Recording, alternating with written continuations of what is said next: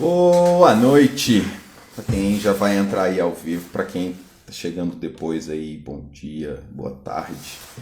A gente vai falar um pouquinho hoje sobre a necessidade das pessoas com superdotação de serem vistas, né? Quem é que não gosta de ser visto?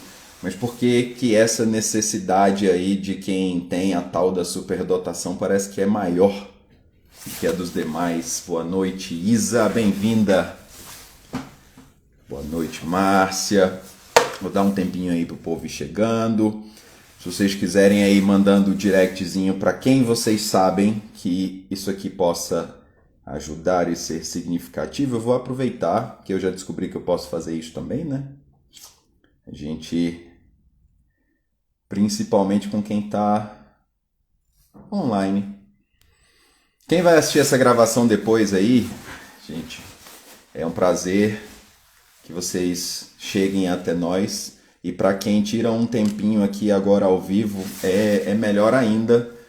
Para mim, isso acalenta meu coraçãozinho de professor que gosta de público. Sei lá, esse negócio de live para mim às vezes ainda é tão esquisito, porque a gente perde um pouco o calor das pessoas aqui presentes. Bem-vindos aí, bem-vindas. Olha quanta gente bonita chegando aí. Enfim, eu não vou me alongar muito nesse momento inicial, não. Eu já vou ir logo direto pro ponto. As pessoas, elas têm necessidades básicas, né? E isso eu acredito que já seja muito claro, muito óbvio, muito nítido para todo mundo, que algumas necessidades são essenciais para a sobrevivência, a alimentação, a proteção. Eu estou ajustando aqui porque não está muito legal. Esse lance de não ter equipe profissional de filmagem dá nisso, né? Mas enfim, nós temos necessidades básicas, né? A proteção, a alimentação, o aquecimento nesse momento de frio. Mas nós, enquanto seres humanos, temos necessidades que vão além das necessidades biológicas. Necessidades que vão além das necessidades básicas de sobrevivência. É interessante e importante entendermos que nós, seres humanos, temos um contexto de seres biopsicossociais. E muita gente não tem ainda grande noção, ou pelo menos clareza, no que isso quer dizer. Seres humanos serem seres biopsicossociais. Isso quer dizer o quê? Nós somos seres biológicos, então temos necessidades básicas relacionadas à biologia, à fisiologia, à alimentação, ao abrigo, à proteção e vários outros fatores biologicamente necessários. Mas nós somos seres também que temos a parte psicológica, a parte mental, a parte sentimental, essa parte emocional que tem uma relação tanto com a biologia quanto a mente, com os sentimentos. E as necessidades, então, psicológicas, elas são diferentes das necessidades biológicas. Além disso, nós somos seres sociais. Então, por sermos seres sociais, nós temos também necessidades relacionadas a esse fator. Tanto relacionados a amizades, a relacionamentos, a ambientes de convivência dentro e fora da nossa família.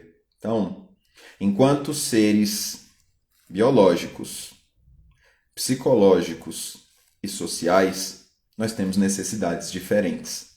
Dentro desse nosso contexto, temos nessas necessidades biológicas algumas coisas que são mais comuns para todos os seres biológicos, né? No nosso caso, o oxigênio, a alimentação que vem de fontes externas, porque nós não produzimos o nosso próprio alimento, não somos autotróficos. Lembrando aí das aulinhas básicas de biologia e de ciências lá do ensino fundamental. Mas, enquanto seres psicológicos e sociais, nós temos muito mais singularidades e necessidades individuais do que coletivas. E qual que é o grande ponto? A nossa sociedade ela traz pra gente um padrão de igualdade que é irreal. E aí a gente acha que as nossas necessidades psicológicas e sociais são iguais às de todo mundo. E aí a gente acaba buscando uma validação, a gente acaba buscando uma aceitação, a gente acaba buscando um pertencimento que muitas das vezes não são os nossos. Tá? Então já tem um pontinho aí bem significativo para vocês ficarem pensando. Será que as minhas necessidades são iguais às de todo mundo?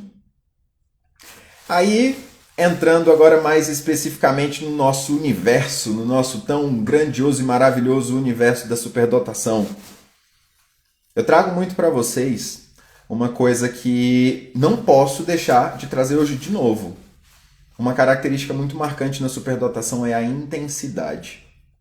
Essa intensidade ela é muito maior na adolescência, né? Então, dentro de adolescentes com comportamento de superdotação, pode elevar a potência, sei lá, altíssima de como essa intensidade, essas necessidades se tornam muito maiores. Essa necessidade de ser visto, de ser percebido, de ser validado dentro da superdotação, ela passa por um aspecto também de sofrimento por conta da busca de igualdade com o meio. Estava até conversando com uma queridíssima mãe de um dos jovens que eu faço atendimento no Germinação. Quando eles estão tentando pertencer ou caber num meio ao qual não os reconhece, não os valoriza, como isso traz para eles muito sofrimento. E aí eles se anulam, ou se abafam, ou se cortam. E aí eu não estou falando aqui o corte no sentido físico, mas a poda de suas características, de suas vontades, de suas habilidades para poder caber dentro de um padrão do coletivo. E fica uma guerra, uma luta constante do que eu sou com o que os outros gostariam que eu fosse. Do que eu apresento com o que os outros gostariam de ver. E essa necessidade, gente, de ser visto, ela é uma necessidade básica dos seres humanos. Eu não sei se vocês já estudaram aí, ou pelo menos já ouviram falar na pirâmide de Maslow, ou qualquer outro estudioso ou teórico que traz pra gente uma série de necessidades básicas do ser humano.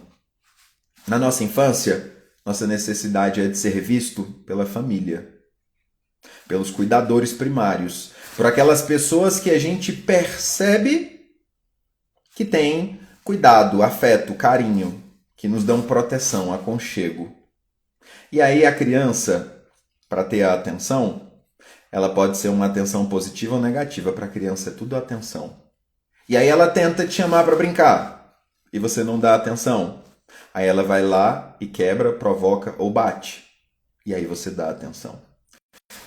Quando a gente tem dentro da superdotação, com mecanismos neurológicos muito mais intensos, eles pegam muito rapidamente quais são os mecanismos que funcionam mais ou funcionam menos. Os mecanismos mais eficientes para ter aquela atenção. Junta com a intensidade da superdotação. Então a gente tem, na infância, crianças muito mais bem articuladas, muito mais, às vezes, até capaz de persuadir ou de movimentar o meio para que ela tenha atenção. Não tem ainda a maturidade para perceber determinados comportamentos. E aí ela pode parecer arrogante para os outros coleguinhas, porque ela não tem paciência, porque muitas vezes é grosseira, porque muitas vezes não sabe a hora adequada de falar. Tem um fator neurológico aí que só vai começar a se desenvolver de maneira mais intensa e significativa na adolescência, que é o controle inibitório, uma das funções executivas que a maturação ela acontece de maneira mais tardia. Então a gente tem crianças com comportamento de superdotação, dentro de um ambiente escolar tradicional, que não dá a eles espaço de voz, que não dá a eles um espaço de serem quem são, ou de terem a atenção que precisam, eles vão desenvolver mecanismos para ter aquela atenção. E aí pode ser a agressividade, pode ser a birra, pode ser a provocação, pode ser a correção de uma falha de uma pessoa em sala de aula. É óbvio, não estou falando que é indicativo de superdotação, mas estou falando sim, um comportamento que pode acontecer quando aquela criança não tem as suas necessidades básicas de atenção, de escuta, de acolhimento. Tá? Quando vai chegando na adolescência, as necessidades vão se tornando diferentes. A necessidade do adolescente ela está muito mais pela validação e a aceitação de outros jovens, de outros adolescentes. Não estão muito mais preocupados com a validação do núcleo familiar mais próximo, dos cuidadores primários. E aí é onde muitas vezes vêm os confrontos, vêm os conflitos, vêm os embates, vem a tentativa até de nem querer mais andar junto, às vezes, do pai e da mãe. É regra? Não, mas é uma constante. A busca deles, então, pela validação, essa necessidade de ser vistos, ouvidos, reconhecidos e validados, ela se torna agora uma validação do ambiente externo. Quando a gente tem, então, agora jovens com comportamento de superdotação na adolescência e eles já começam a ter um certo controle inibitório, já percebem que o ar de superioridade ou de arrogância não é legal, já percebem que ser o único ou a única que arrebenta naquela prova não está pertencendo, está destacando. Eles, muitas das vezes, vão se diminuir, vão desacelerar para poder caber. E aí vem uma série de cobranças internas ou cobranças externas, porque o comportamento daquele adolescente muda em comparação ao que ele tinha na infância.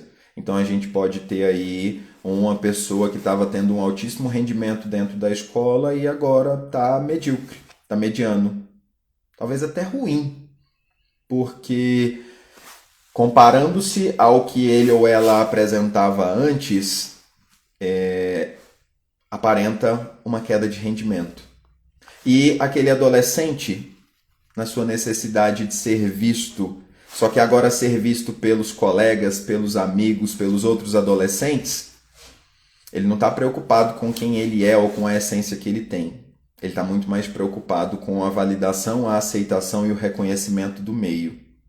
E aí é onde entra um ponto importantíssimo das famílias ou dos profissionais que atendem adolescentes que têm um comportamento de superdotação, que estão passando por essa fase aí de desacelerar ou de tentar caber no mesmo padrão que os demais.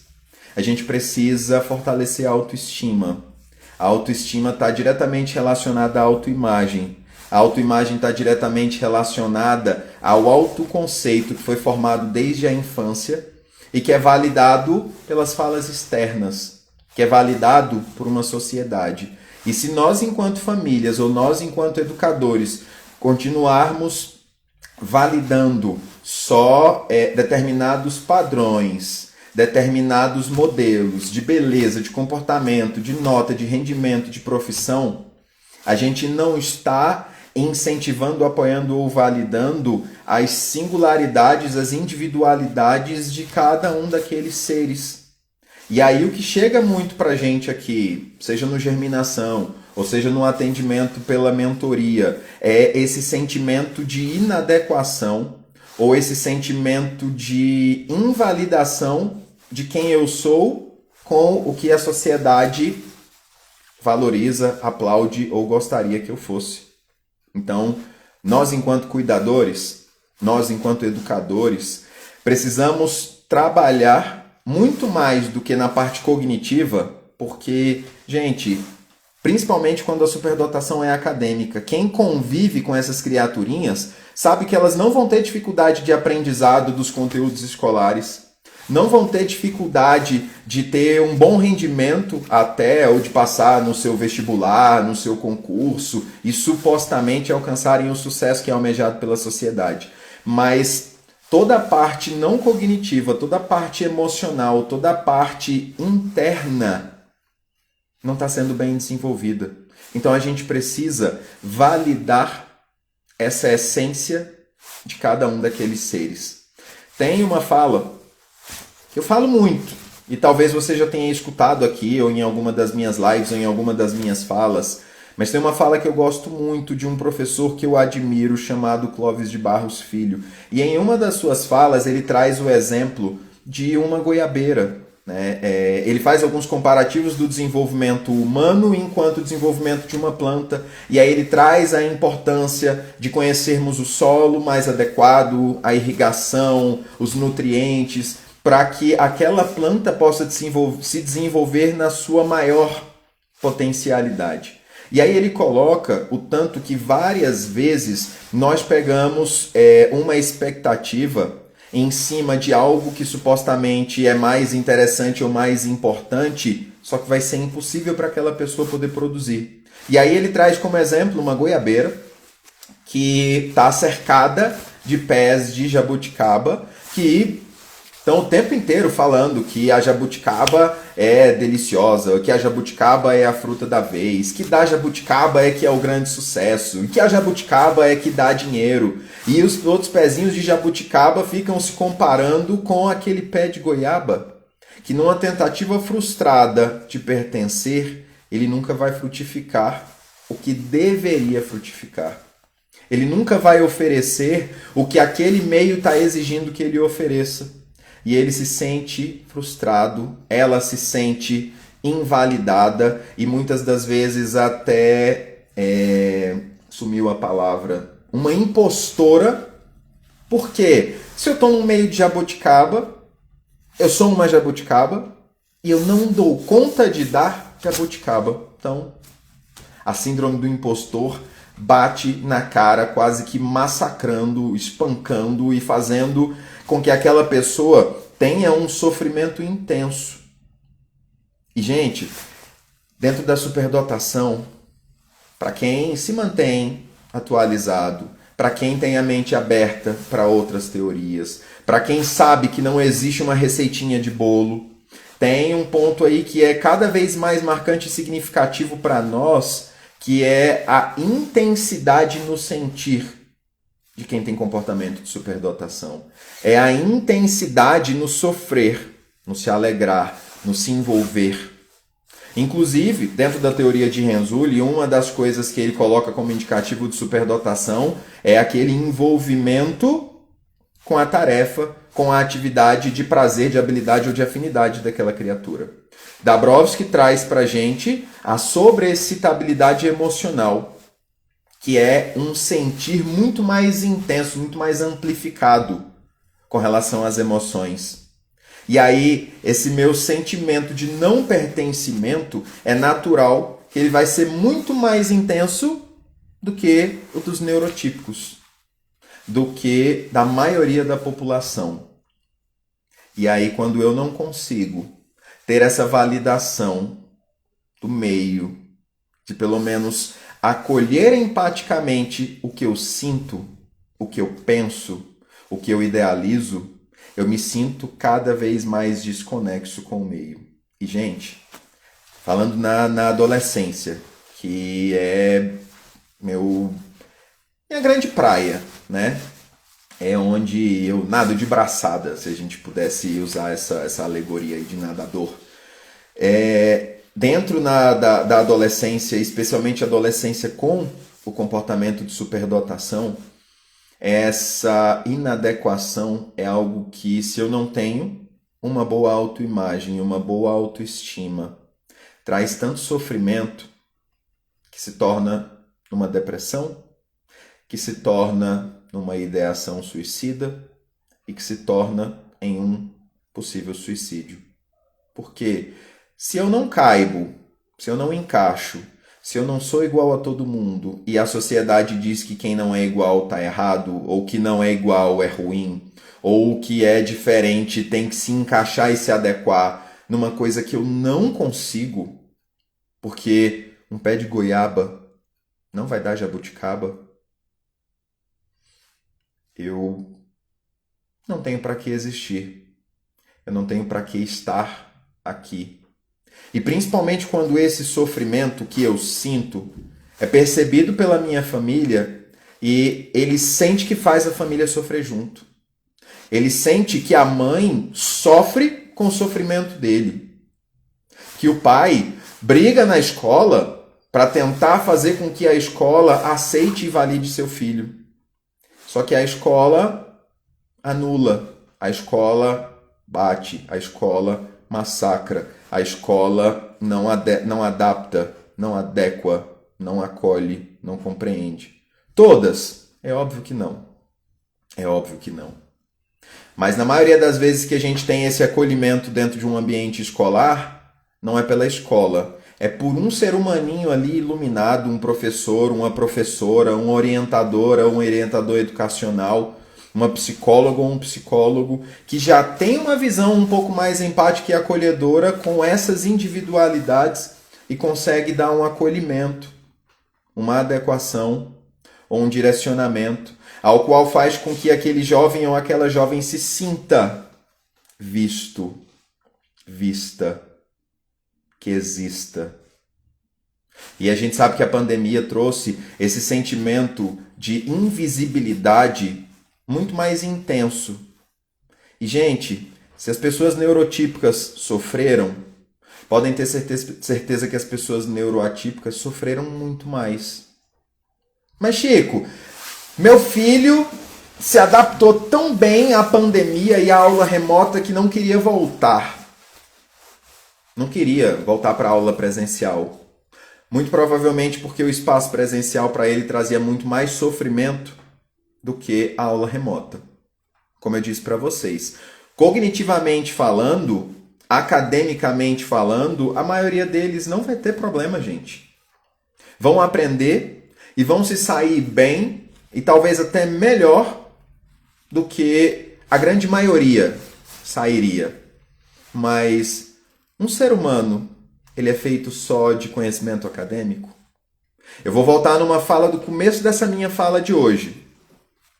Teve gente que chegou depois. Então, vou fazer... lembra do telecurso? Se liga aí que é hora da revisão.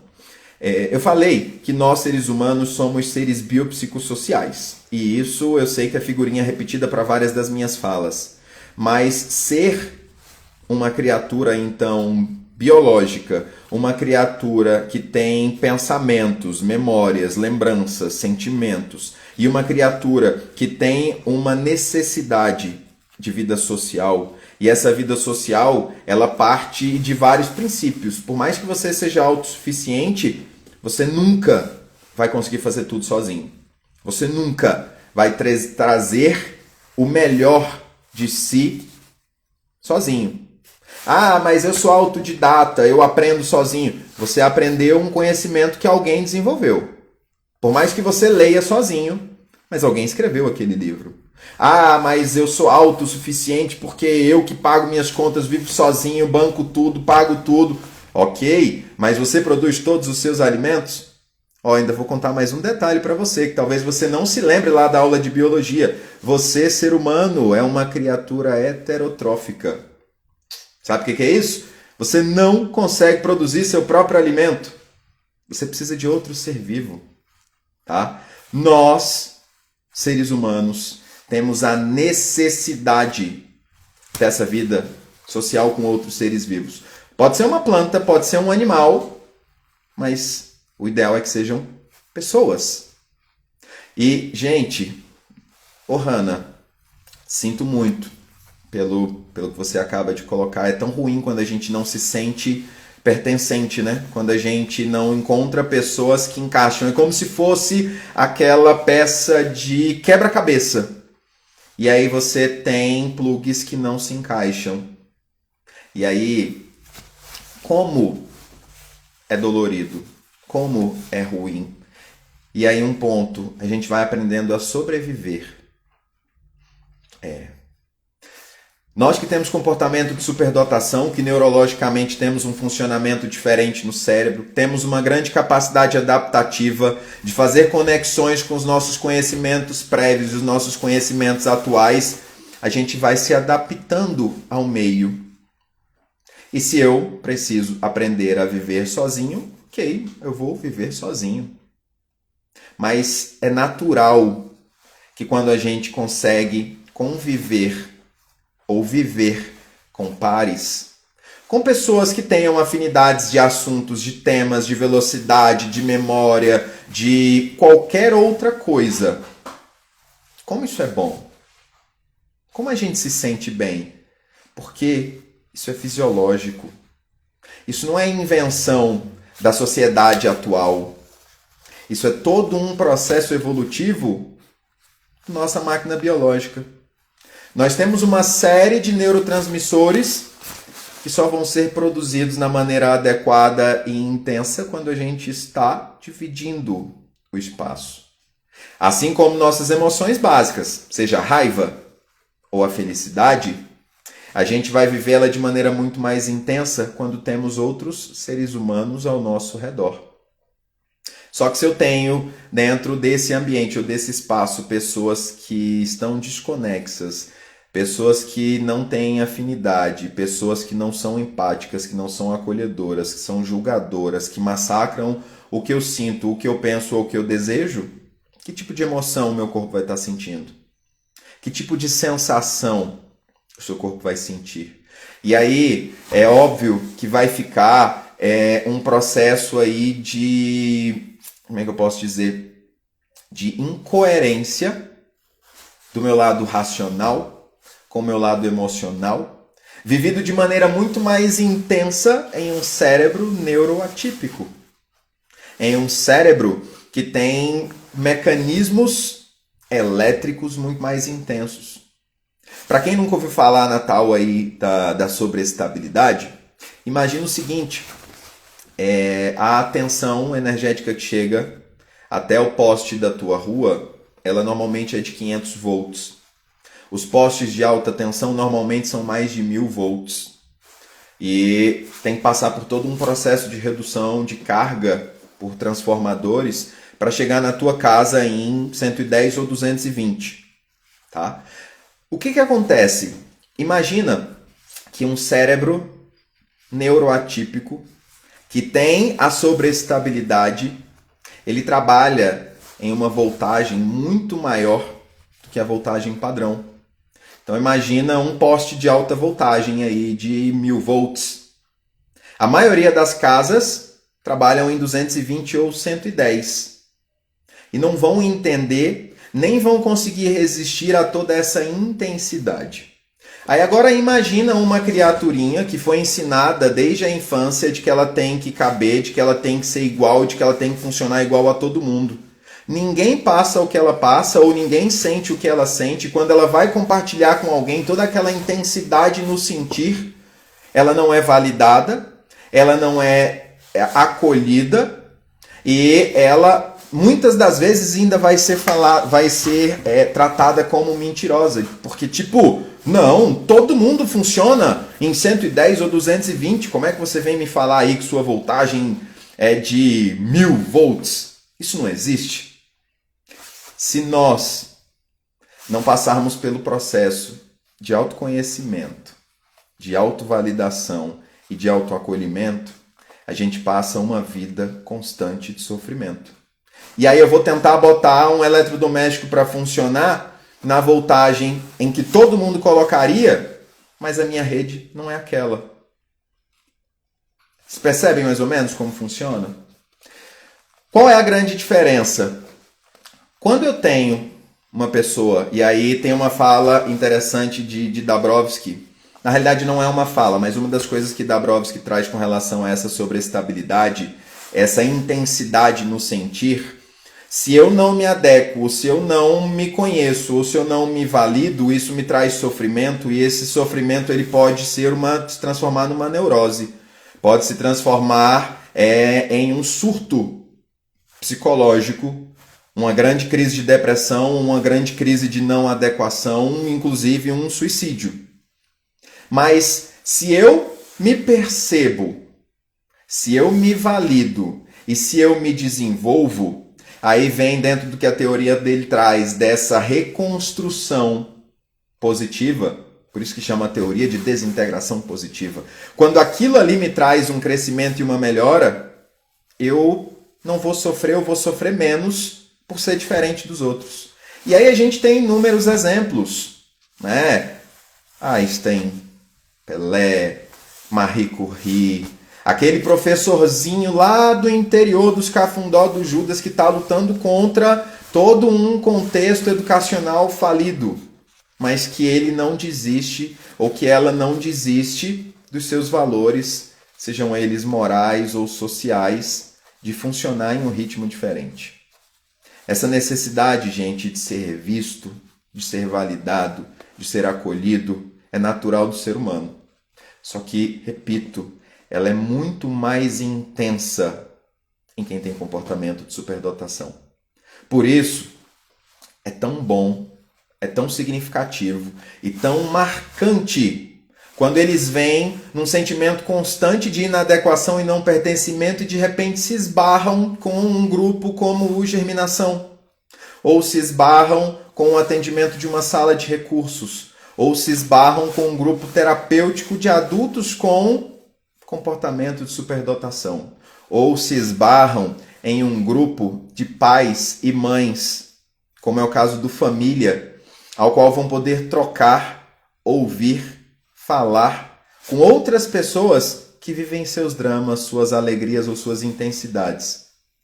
Porque quando a superdotação ela traz essas disparidades do padrão normal da sociedade e a gente se sente inadequado, parece que a gente vive uma vida que ninguém mais vive. E como a nossa sociedade trata a gente na invalidação do que eu sinto. Lembra lá desde a primeira infância, quando você cai, esfola o joelho e está chorando, aí vinha um adulto, pegou você e falou, não, passou. E aí o seu cérebro entra em choque, porque ele pensa, porra, não passou, tá doendo. Mas esse adulto aí, ó, que é grande, que é inteligente, que é vivido, que eu amo, que me ama, tá falando que passou, então passou. E a gente vai aprendendo, desde pequeno, a invalidar o que a gente sente, a invalidar o que a gente pensa. E a gente valoriza muito mais o que o outro fala, principalmente quando aquela outra pessoa traz pra gente uma imagem de superioridade ou uma imagem de sabedoria, que a gente não valida os nossos achismos, os nossos pensares, e a gente não vive nossa plenitude. Chico, como é que a gente pode, de alguma maneira, ajudar essas criaturinhas aí a serem vistas? Imagina o seguinte, principalmente crianças e adolescentes. A gente tem que ensinar para eles o processo de olhar para si. Por quê? Todo esse processo de formação da nossa autoimagem, ela vai vir baseada no que a sociedade traz para a gente ou fala de como nós somos, mas ele tem que ser pautado também no que a gente se enxerga, no reflexo no espelho, nos nossos comportamentos no dia a dia. E a validação do que eu vejo, a validação do que eu penso, a validação do que eu sinto. E infelizmente, a gente já começa esse processo de invalidação dentro de casa. Quando a gente estabelece um padrão de comportamento adequado, quando a gente estabelece um padrão de comportamento normal, quando a gente estabelece para o nosso filho ou para a nossa filha um padrão de funcionamento que foi o nosso. E não entendemos que, sendo novas criaturas, com novas vivências, com novas memórias, com novas funções cognitivas, elas podem ter mecanismos de funcionamento diferente. Então a gente precisa ensinar essas crianças a olharem para dentro. Eu assisti um vídeo hoje, eu até compartilhei nos meus stories um pouquinho antes de começar essa live. Um vídeo do Murilo Gun, onde ele traz uma fala que eu achei muito bacana sobre soft skills. Soft skills, para quem nunca ouviu falar, tá hoje muito atrelado a toda a parte não técnica de uma profissão ou não técnica de um conhecimento. As hard skills são aqueles conhecimentos que a gente aprende na escola, que a gente aprende numa faculdade, que a gente aprende num cursinho que vem padronizado para uma profissão, para uma área ou para uma atuação. Só que todas essas hard skills, elas sofrem a interação e a influência das soft skills. Soft aí de macio, de sutil, quase que fofo. Porque parece que é menos importante ou menos significativo do que as coisas rígidas, as coisas duras, as coisas que vêm de fora. Ele coloca que as soft skills são as habilidades internas, são as capacidades internas, é o olhar para dentro. E as instituições de ensino, elas trabalham o como fazer, mas elas não trabalham o ser. Elas não trabalham a essência do ser, o que eu sou, o que eu sinto. E aí, as soft skills podem trazer para a gente essa capacidade de eu me observar, de eu saber quem eu sou, de eu validar o que eu sinto, de eu desenvolver a minha criatividade, a minha assertividade, a minha frustração, a minha resiliência, a minha empatia. Porque as soft skills trabalham o ser e não o fazer. É natural que o ser influencia no fazer. Se eu sou uma boa pessoa, se eu sou uma pessoa mais esforçada, se eu sou uma pessoa que me entende e eu sei os meus limites, a tendência é que o que eu faça com muito mais envolvimento, com muito mais dedicação, com muito mais afinco. E que aquilo ali talvez saia o melhor resultado. A necessidade, gente, de ser visto é natural do ser humano. E ser visto não é simplesmente alguém botar o olho em você, mas é de dar atenção. Tem uma relação com a escutativa, tem uma relação com a validação, com o acolhimento, com o pertencimento. Não a imposição do que eu acho que é ou de como eu acho que é. Tá? E nós, enquanto pais e mães, muitas vezes tentando evitar um sofrimento ou uma frustração de um filho ou de uma filha, a gente quer impor as nossas vivências, as nossas experiências ou as nossas dores para eles. E a gente precisa ter a atenção de que somos pessoas diferentes. Estamos em épocas diferentes. Mas o querer bem também tem que ser validado. Só que essa é uma construção conjunta. Tá? Então, pais e mães de adolescentes, não queiram direcionar para onde eles vão, mas orientem das possibilidades de escolhas de caminho. Mostrem para eles, mesmo naquele momento, para eles sendo muito mais importante serem vistos pelos colegas, pelos outros adolescentes ou por quem eles julgam que tem ali um bom desempenho ou um bom sucesso, de que você está ali por ele, para ele, com ele. Tá bom? Uma das coisas que a gente tem visto de maneira muito nítida nos atendimentos do Germinação, por exemplo, é de como esse sentimento de estar entre pares, e aí os pares, repito, para quem não sabe e para quem eventualmente nunca entendeu, por que isso é tão significativo? Esse sentimento de validação, de que eu não sou o único que sofre, ou o único inadequado, ou o único que a sociedade não valida, traz uma sensação de acolhimento, de pertencimento. E a experiência do outro, a vivência do outro, a troca com a outra, traz muitas das vezes a bagagem ou as informações necessárias para eu conseguir lidar com as situações que eu estou vivendo. E, gente, estar com quem nos entende é, acho que, uma sensação indescritível. E isso, na adolescência, que a intensidade está elevada a quase que a infinita potência, faz milagres. Para você, papai e mamãe aí que também se sente desconexo e despertencente, troque com outros pais, outras mães, um pouquinho da vivência que você tem, né?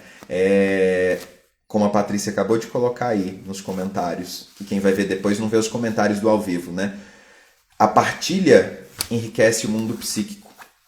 E, gente, nós temos esse mundo psíquico, esse mundo mental, emocional, sentimental, em nós, com comportamento de superdotação, muito mais amplificado e intensificado do que a maioria das pessoas que estão dentro do desenvolvimento aí neurotípico. E muito provavelmente você não vai ser entendido, compreendido ou acolhido ou validado por elas. Por isso que estar com os pares, com os semelhantes, muitas das vezes, como a gente brinca ali dentro do grupo, os outros esquisitos, como é bom você ver que você não é esquisito, você só é diferente. E ser diferente pode ser maravilhoso quando você se fortalece, se valida e deixa a tua essência crescer. Por quê? Se você está igual a todo mundo, você vai trilhar o mesmo caminho que todo mundo. Você vai chegar onde todo mundo chegou. Você vai ficar ali na zona da mediocridade. Quem é que se destaca? É o igual ou é o diferente? Esse destaque positivo é para aqueles que se validaram, é para aqueles que já sabiam o que queriam, para onde iam e como iam. E os que não sabiam, compartilharam com quem podia fortalecer esse caminhar. Tem um dito que diz que se você quer ir longe, ou melhor, se você quer ir rápido, vá sozinho. Se você quer ir longe, vá acompanhado. Gente, sua resistência, seu auxílio, seu apoio, seu tudo é bom quando a gente divide. Até a carga que a gente está carregando. Ninguém tem que carregar o peso do mundo todo sozinho. Inclusive você, família, pai e mãe, que vive aí seus dramas com teu filho ou com tua filha, seja na escola, seja com os amigos, com os colegas ou com a própria família, que acha que você está ali exagerando, supervalorizando, superprotegendo. Tem pai e mãe que faz isso? Tem. Às vezes aquela criaturinha faz uma coisa horrenda, mas você fala, que lindo! Porque tem toda uma relação afetiva com aquela criaturinha. Mas é óbvio que quando a gente tem indicativos de superdotação, seja uma precocidade no aprender, uma precocidade no falar, no ler, tem gente que acha que você está ali querendo tirar onda do teu filho ou da tua filha. E às vezes você só está relatando. E, gente, como é maravilhoso você trocar isso com outros pais e mães que passaram por essas mesmas situações e que não vai te olhar com um ar de tá se achando. E vai falar, caraca, também passei por isso. E, nossa, como é bom saber que você também viveu isso dentro da tua casa. Ou, como foi que você lidou com tal situação? Porque aqui eu estou passando por uma situação assim, assim, assim, assada. Então, já aproveito aí para fazer a divulgação para vocês do Família. O Família é um grupo de acolhimento e de partilha de pais e mães, cuidadores, né, de crianças e adolescentes, de pessoas com comportamento de superdotação. Tá? Se é algo que talvez para você faça sentido, manda mensagem depois para a gente aí no direct. E para o teu filho e para tua filha, eu não posso deixar de falar Porque parece uma coisinha que faz milagre. Como muda muitas das vezes a sensação de alegria e bem-estar daquela criaturinha quando encontra seus pares, seus semelhantes dentro de um atendimento em grupo, né? Então, o Germinação é um espaço para a gente poder fazer essa troca, essa partilha, esse acolhimento entre os jovens. Se você tem um filho ou uma filha e é pré-adolescente e adolescente com comportamento de superdotação, pode ser uma boa para ele ou para ela, tá bom? Patrícia, antes aí a Mary Jane colocou de como ela se sente, que as pessoas se afastam porque parece que está exagerando, né? E eu não sei se vocês passam por isso. Eu já passei muito. Às vezes eu preciso reduzir ou até diminuir o que eu ia falar dos meus filhos para não parecer que eu tô tipo, é porque é seu filho. Então, às vezes, esse medo do julgamento, esse medo da reprovação faz com que a gente ainda gere uma sensação de constrangimento na gente e nos nossos filhos. Por quê? A criança, ela entra também num sentimento ali de tipo, nossa, o meu pai tem vergonha de como eu sou? Ou a minha mãe fica com receio de falar de mim? Ou das coisas boas que eu faço? Então é porque isso não é legal. E aí ela passa a invalidar também como ela é, né? Então é importante que a gente passe por esse processo aí de validação, mesmo que essa validação aparentemente seja solitária. Mas se você já tem ciência de que aquilo ali é a essência do teu filho ou da tua filha, não abafe só para você caber também socialmente, ser aplaudido e validado pelos outros que não entendem, não acolhem teu filho ou tua filha, tá? Perguntaram aí qual a idade mínima para o atendimento em grupo. Pré-adolescência, né? Por volta ali dos 11, 12 anos. Porque tem algumas fases, tem algumas questões também de desenvolvimento neurológico que, quando a gente entra num atendimento em grupo, vou falar de maneira bem resumida. Quando a gente tem ali no final da infância, a criança ela está passando numa fase muito centrada no eu, muito egocêntrica e muito intensa das minhas necessidades. E aí essa parte para o social, muitas vezes, ela fica quase que esquecida. E aí quando a criança, pré-adolescente, ou uma criança já um pouco mais velha, entra num atendimento em grupo, ela quer ter a atenção toda para ela. E às vezes isso gera uma certa repulsa do grupo, porque o grupo já entendeu que ali é um momento de troca, mas chega uma criaturinha querendo só as minhas necessidades, só os meus assuntos, só as minhas falas, só o meu momento, só os meus desejos, só as minhas dores, só as minhas coisas. Ele às vezes não se sente pertencente e acolhido por aquele grupo. E isso vai gerar nele uma falsa sensação ou uma sensação ainda mais intensa de não pertencimento. Então, por isso que a gente recomenda que para entrar no atendimento em grupo já precisa ter um pouco mais de maturidade para esse social.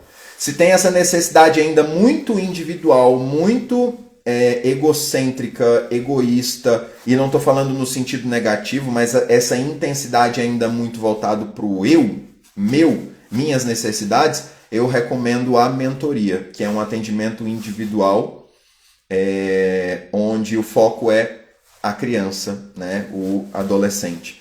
E a gente consegue fazer esses dois trabalhos com os adolescentes, inclusive, tá? Tanto o trabalho em grupo, onde a gente trabalha algumas questões sociais, coletivas e que fazem parte de um contexto mais amplo, mas a gente pode fazer também o atendimento individual na mentoria, onde a gente foca nas individualidades, particularidades, nas soft skills daquela criaturinha. E, gente, como trabalhar as habilidades também não cognitivas potencializam as habilidades cognitivas, tá?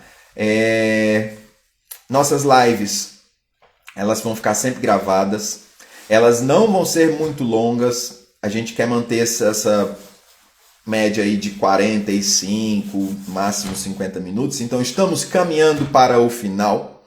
Agradeço, gente, imensamente os que ficaram e as que ficaram aqui até o final. Se vocês tiverem mais dúvidas, mandem mensagens no direct. Se vocês tiverem mais coisas a falar ou a perguntar, manda nas caixinhas pra gente. Vai ser sempre um prazer compartilhar aqui com vocês. E semana que vem, espero encontrar vocês aqui, tá? Trabalhem, ou melhor, compartilhem esses vídeos com pessoas que vocês saibam que podem se beneficiar com esses conteúdos, com pessoas que às vezes estão se sentindo ilhadas, perdidas, sozinhas, solitárias, seja no processo de maternar crianças ou jovens com altas habilidades, ou crianças e jovens que estejam dentro dessa vivência neuroatípica e que estão em sofrimento, né? E vou fechar aí com essa mensagem da Patrícia Neumann, que eu acho que essencial.